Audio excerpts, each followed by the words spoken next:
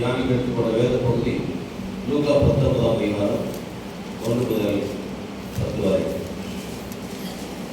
இந்த பகுதி நாம் ஏற்கனவே நன்கு அறிந்த பகுதி. இயேசு எரிகோவில் சென்று அதன் வழியே நடந்து போனார். திரளான கூட்டம் அங்கே இருந்தது. அங்கே சகேயு என்ற ஒரு மனுஷன் இருந்தார். அவன் ஒரு வரி வசூல் செய்கிறவர். வரி வசூல் செய்கிறவருக்கு தலைவனாக இருந்தார். அவன் பெரிய ஒரு பணக்காரன்.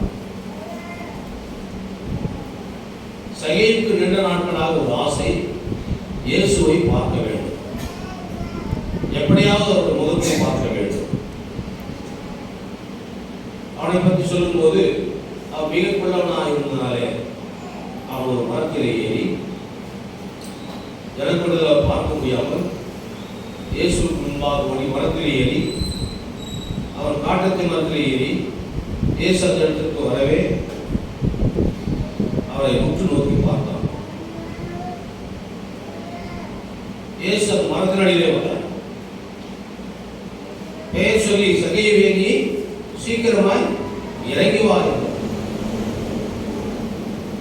அது மட்டுமல்ல, இன்றைக்கு நான் உன் வீட்டிலே தங்க வேண்டும் என்று சொன்னார். ஆனால் என்ன செய்ய முடியாம அவன் சீக்கிரமாய் இறங்கி சந்தோஷத்தோடு அவரை வரவேற்றுக் கொண்டார். அதை கண்ட யாவரும் இவர் பாவி மனுஷனிடத்தை தங்க போறார் என்று முறுமுறுத்தார். சகேயு என்று ஆண்டவரே, இதுதான் என் ஆசிரியர் பாதி ஏழைகள் கொடுத்து விடுகிறேன். நான் எவனையாவது வஞ்சித்து எதையாவது வாங்கினானால் அதை நாளத்திலேயே திரும்ப கொடுக்கிறேன். இயேசு அவரை நோக்கி, இந்த வீட்டுக்கு இந்த கட்சிப்பது இவனும் ஆபிரகாம் குமாரன், காணாமல் போனதை தேடவும் ரட்சிக்கவும் மனுஷகுமாரன் வந்திருக்கிறார் என்றார். இது ஒரு சம்பவம். இது சகேயுடைய வாழ்க்கையில் நடந்த சம்பவம். சகேயை பற்றி பார்க்கிற பொழுது இயேசுவை அறியாதவர், இயேசுவை கேள்விப்பட்டவர். ஆகவே இயேசுவை பார்ப்பதற்காக ரொம்ப முயற்சி எடுத்தார். அவனால் பார்க்க முடியவில்லை. ஆனால் இந்த எரிகோ வழியாக இயேசு போகிற பொழுது அந்த இயேசுவை அவன் நேரடியாக பார்க்கிறான். அவன் மனசுக்குள்ளே ஒரு பெரிய இயக்கம், இந்த இயேசு எப்படிப்பட்டவர், அவர் யார், அவர் என்ன செய்கிறார், அவரால் என்ன பலன், நாம் அவரை பார்த்தால் நமக்கு என்ன கிடைக்கும் என்கிற ஒரு ஆத்மீக ஆசீர்வாதம், ஒரு ஏக்கம் அவருடைய வாழ்க்கையிலே இங்கே காணப்படுவதை நாம் பார்க்க முடியும். வீடு வாசல், மனைவி, பிள்ளை, ஆடு மாடு, பணம் எல்லாமே அவருக்கு இருக்குது. ஆனால் அவ்வளோ வசதி இருந்தும் இயேசுவை பார்க்க அவர் விரும்புகிறார். இயேசுவை பார்த்து அவரிடத்தில் பேச வேண்டும் என்று விரும்புகிறார். அதுதான் இங்கே இருக்கின்ற ஒரு அழகான காரியம்.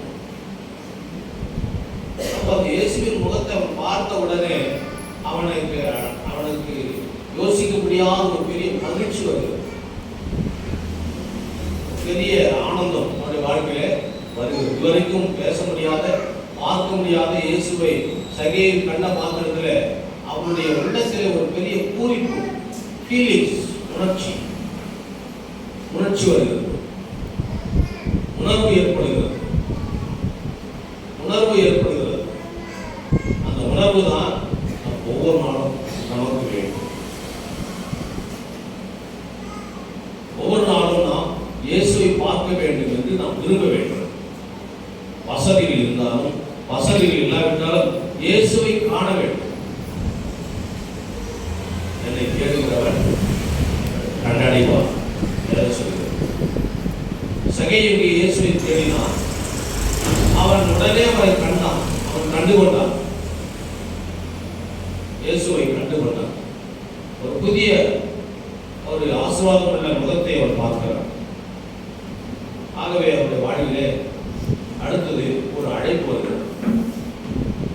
இதுவரைக்கும் தன் பெயரை சொல்லாத ஒருவர், பார்க்காத ஒருவர், காணாத ஒருவர் பெயர் சொல்லி இங்கே சகேயுவே இறங்கி வா, ஓபரி கூடத்துக்குள்ளே அந்த மனுஷனுடைய பெயரை சொல்லி இயேசு அங்கே அழைக்கிறார். அதை தான் சகேயுவே சீக்கிரம் இறங்கி வா அழைப்பு கொடுக்கிறார். இந்த அழைப்பை அவர் கேட்ட மாத்திரத்திலே அவருடைய செயல்கள், அவருடைய நடைமுறை மாறுகள் எல்லாமே மாறுகிறார். அதான் கடவுளுடைய வல்லமையான வாக்கு. கடவுளுடைய முகத்திலும் கடவுளுடைய அழைப்பிலும் தெய்வீகத்தை சகேயு பார்க்கிறார். இதுவரைக்கும் காணாத, இதுவரைக்கும் உணராத அந்த தெய்வீகத்தை சகேயு அந்த முகத்திலும் வார்த்தையிலும் பார்க்கிறார். ஆகவே என்னை போய் கூப்பிடுறாங்க, என்ன போய் பேர் சொல்லி கூப்பிடுறாங்க, அப்ப என்ன தெரியுமா இயேசுவுக்கு? இப்படி பல கேள்விகள் இருந்தாலும் கூட அவருடைய வாழ்க்கையில படிப்படியாக மாற்றங்கள் வருகின்றன. அவன் கொஞ்சம் கொஞ்சமாக அவன் பணக்காரனாக, வேற்றுமை உடையவனாக, கர்வம் உடையவனாக, யாரையும் வீட்டில் சேர்க்காதவனாக, யாருக்கு உதவி செய்யாதவனாக அவன் வாழ்கிற அந்த நிலைமையை விட்டு கொஞ்சம் கொஞ்சமாக இறங்கி வருகிறான். காரணம் கடவுளுடைய அழைப்பு, இயேசுடைய அழைப்பு. வேதாகமத்திலே கடவுள் யாரையெல்லாம் அழைத்தாரோ அவர்களை ஆசீர்வதித்தார். ஆபிரகாமை அழைத்தார், ஈசாக்கை அழைத்தார், யோசேப்பை அழைத்தார், நோவாவை அழைத்தார், இல்லையா, மோசேயை அழைத்தார், ஆரோனை அழைத்தார், எரேமியாவை, எசேயாவை, எசேக்கியேலை அழைத்தார், தீர்க்கதரிசிகளை அழைத்தார். அழைத்த யாருமே சோரம் போன்று கிடையாது. அழைத்தவர்களை கடவுள் ஆசீர்வதித்தார். அவர்கள் எவ்வளவு இக்கட்டில் இருந்தாலும், அவர்கள் எவ்வளவு பாடுகளில் இருந்தாலும், உபத்திரவங்களில் இருந்தாலும், அழிவுக்குள்ளாக இருந்தாலும் ஆண்டவர் ஆசீர்வதித்திருக்கிறார். இங்கே சகேயுவை அழைத்த போது அவன் வாழ்க்கையில் இருந்த கஷ்டங்கள், பாவங்கள் எல்லாத்தையும் விட்டு விட்டு விலகி வரும்படியாக அங்கே படிப்படியாக இறங்குகிறான். ஆகவே சகேயு அவனுடைய வார்த்தை என்ன தெரிகிறது பாருங்க. அடுத்தது ஒரு அழைப்புக்கு பிறகு ஒரு இயேசு தங்குகிற அந்த எண்ணத்தை வெளிப்படுத்துகிறார். சகேயுவே சீக்கிரம் இறங்கி வா, இன்று நான் உன் வீட்டில் தங்க வேண்டும் என்று சொல்லுகிறார். இது யூதர்களுக்கு ஒவ்வாத ஒரு காரியம். இயேசு மெய்யான தேவகுமாரன், மெய்யான மனிதன், மேசியா, உலக பாவத்தை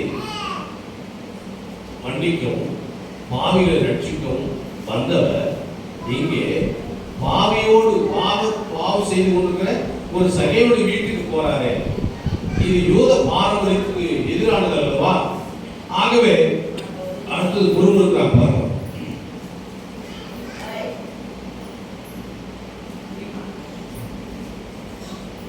இவர் பாவியான மனுஷனிடத்தில் தங்க போனாரே என்று முறுமுறுத்தார்கள். இயேசு ஆண்டவர் அவருடைய வாழ்க்கையில ஜாதி மதம் பேதமின்றி ஆண் பெண் என்று, பணக்கார ஏழை இல்லாமல், வியாதியஸ்த, குஷ்டரோகி, கண் தெரியாதவங்க, கால் நடக்காதவங்க எல்லாருக்குமே வந்து அதான் கடைசி சொல்றார், காணாமல் போனதை தேடவும் ரட்சிக்கவே மனுஷகுமாரன் வந்திருக்கிறார் என்பதை சகேயுடைய வீட்டிலே நிறைவு செய்கிறார். ஆனால் யூதர்கள் முறுமுறுக்கிறார்கள், சீஷர்கள் முறுமுறுக்கிறார்கள், பரிசேயர்கள் முறுமுறுக்கிறார்கள், வேதபாரகர்கள் அருவருக்கிறார்கள். ஆனால் இயேசு அதை கண்டுகொள்ளவே இல்லை. இயேசு கிறிஸ்துவின் நோக்கம் இந்த பாவியான சகேயு, இந்த உலகத்தாலே ஊராலே வெறுத்து தள்ளப்படுகிற சகேயு ரட்சிக்கப்பட வேண்டும். அதற்காக அவர் சகேயுவை முதலாவது அழைக்கிறார், அவருடைய வீட்டிலே போய் தங்குகிறார். அதனால இயேசு ஆண்டவர் தன்னுடைய வாழ்க்கையிலே யார் உலகத்தால் வெறுக்கப்படுகிறார்களோ, யார் தள்ளப்படுகிறார்களோ, யார் புறக்கணிக்கப்படுகிறார்களோ அந்த இடத்துல வந்து தங்குகிறார். ஒரு காலத்தில் நாம் எல்லாரும் புறக்கணிக்கப்பட்டவர்கள், தள்ளப்பட்டவர்கள், ஜாதி மத நிறத்தாலே தள்ளப்பட்டவர்கள், ஒதுக்கப்பட்டவர்கள், நாம் பின்பற்றப்பட்டவர்கள். ஆனால் கடவுள் நம்மிடத்துல தான் தங்கி இருக்கிறார், நம்மிடத்துல தங்குகிறார். நம்முடைய வீட்டிலே அவர் தங்க ஆசைப்படுகிறார். சகேயுடைய வீட்டில் தங்குவதற்காக அவர் வருகிறார். அங்கே வந்த சகேயுவை அங்கே சந்திக்கிறார். அங்கே ஒன்றும் அவரிடத்துல பேசல. சகே நீ யார் இப்படிப்பட்ட நீ செய்யற அப்படின்னு சொல்லி கேட்கவே இல்லை. நீ வந்து பணம் வச்சிருக்கிற, நீ பெரிய பணக்காரன் இருக்கிற, உதவி செய்யக்கூடாதா, நீ பெரிய நிறைய பேருக்கு நீ துரோகம் பண்றிய, நீ அதிகமா வரி வசூல் பண்ற, எதுவுமே அவர் கேட்கல. இயேசு நான் உன் வீட்டில் தங்குவேன் என்று சொல்றார். அப்பொழுது சகே சொல்றது என்ன, இதோ என் ஆஸ்திகளில் பாதியை ஏழைகளுக்கு கொடுத்து விடுவேன்.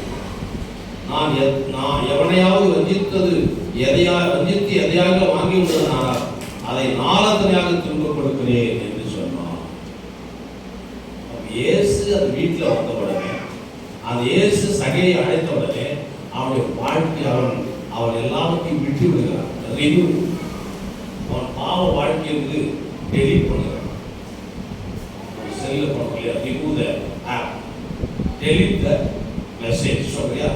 சகையோட வாழ்க்கையில அவன் ரிமூவ் த ஆக்டிவிட்டீஸ், அவன் டெலீட் அவனுடைய சின்ஸ்.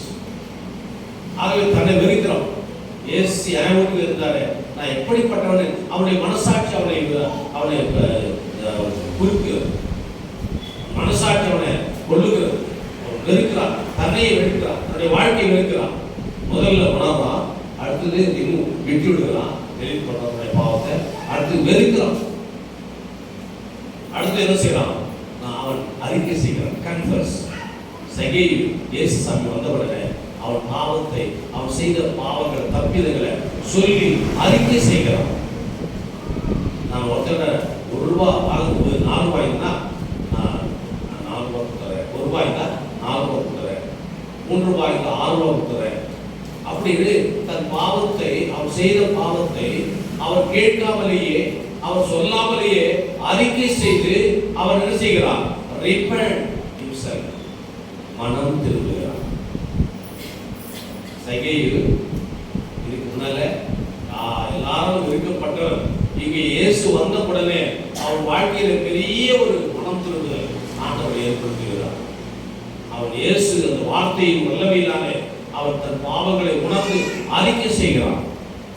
இது ரொம்ப முக்கியமானது. நம்முடைய சபையில வந்து நல்ல ஜபம் அப்படின்னா நம்ம கண்ணு மூடி செய்யணும். கட்டுரை ஜபம் செய்யணும், கண் மூடி செய்யணும். நம்ம ஜபம் பண்ணா கண் மூடி செய்யணும். அறிக்கை என்ன செய்யணும், கண்ணு மூடக்கூடாது. அப்போஸ்தலர் விசுவாசம் பண்ணணும், அத்னாசியஸ் விசுவாசம் பண்ணணும், அகஸ்தாபுரி விசுவாசம் பண்ணணும். இதெல்லாம் அறிக்கை. அறிக்கைன்னா ஒருத்தர் பார்த்து ஒருத்தர் அறிக்கை செய்யணும். இங்கே சகைக்கு நான் தப்பிதம் செய்திருந்தால், நான் வஞ்சித்திருந்தால், நான் அநியாயம் செய்திருந்தால் இயேசு நேரடி அறிக்கை செய்யலாம். நான் ஆலத்திரியால் திருப்பி தந்துடுறேன், என் சொத்தெல்லாம் நான் கொடுத்துறேன், இயேசு விட எனக்கு பெரிய சொத்து எது இல்லை என்ற மாதிரி சொல்றோம். சீமோன் பேர் கூட அறிக்கை செய்யலாம். என்னன்னு, இந்த ஜனங்கள்லாம் யாரு என்று சொல்றாங்களோ அப்படி சொல்லும் போது எல்லா சீசரும் யோவான் சாமி சொல்றாங்க, எலியா என்று சொல்றாங்க, தீர்க்கதரிசி சொல்றாங்க. பேதுருவே நீ என்னை யார் என்று சொல்கிறாய்? அப்போ நீ ஜீவனுள்ள கடவுளாகிய கிறிஸ்து என்று அறிக்கையிட்டான். அது ஜபம் அல்ல. ஆகவே நம்முடைய சபைகளில் எப்பவுமே அறிக்கை, பாவ அறிக்கை கூட ஆண்டவருக்கு நம்ம உங்களை தரப்பு பாவத்தை அறிக்கை, சில அறிக்கை விசுவாசம் பண்ண அறிக்கை செய்யும். இங்கே சகே தன் பாவத்தை அறிக்கையிடுவதனுடைய அடையாளம் என்னது? மனம் திரும்புதல், மனம் மாறுதல், டிரான்ஸ்பர் ஃப்ரம் சின், ரெப்பண்ட், அப்புறம் டிரான்ஸ்பர், மனம் மாறுதல். அவனுடைய வாழ்க்கை மாறுது. அவனுடைய பாவத்தை முழுசுமா இயேசுவுக்கு அறிக்கையிட்ட உடனே அவன் நிச்சயமாக ஒரு புது மனுஷனாக, நியூ லைஃப். அந்த நியூ லைஃப் என்ன சொல்றாரு? உடனே இயேசு சொல்றாரு, இந்த வீட்டிற்கு இன்றைக்கு ரட்சிப்பு வந்தது. நியூ லைஃப், புதிய வாழ்க்கையை சகையை பெற்றுக் கொண்டான். இனி அவன் லஞ்சம் வாங்க மாட்டான், இனி நாளத்தனை வரையோசனை பண்ண மாட்டான், இனி யாரையும் பகைக்க மாட்டான், இனி யாருக்கிட்டையும் விரோதமா நடக்க மாட்டான், இனி எல்லாரும் கூட நல்லா பழகுவான். தேசமே ஜாதிமத பேதமின்றி ஏழை பணக்காரர் எல்லாமே எல்லாருக்கும் வாழ்ந்தது போல, பேசுறது போல, உறவாடினது போல, சுகம் கொடுத்தது போல இந்த சகை அந்த நிலைமைக்கு வந்தான். ஆகவே சகை சொன்னார், வீட்டில் சொன்னாரு, இந்த வீட்டுக்கு இன்னைக்கு ரட்சிப்பு வந்துச்சு, நாளைக்கு இல்லை. சகையுடைய மனசு அவன் ஓப்பன் பண்ணிட்டான், ஓப்பன் கன்ஃபெஷன். அவன் மனம் திறந்து தன் பாவத்தை அறிக்கையிட்டான். ஆகவே உடனே